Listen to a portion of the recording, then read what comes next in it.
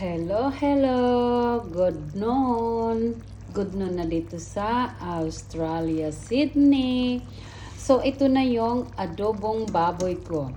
Yung adobong baboy ko, nilagyan ko ng potato. Kasi, yung asawa ko, hindi kumakain ng kanin. Ngayon, pag kumain siya nito, may potato na siya. O, diba? Ang lambot na yung yung karne. So, see? This one nahiwa na oh. Oh, hinihiwa ko na lang sa ano. Ang lambot na, sarap na yan. See, lambot na lambot. Yan. Ganyan ang style ko lang ng adobo. Kaya, yan. Masarap yan.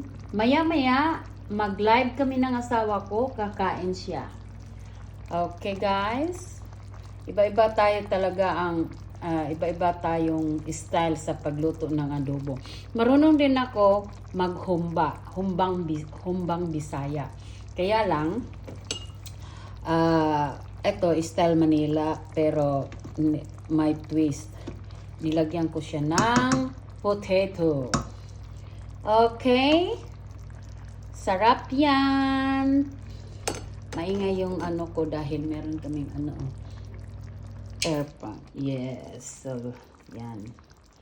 Okay. Yummy, yummy. Bye.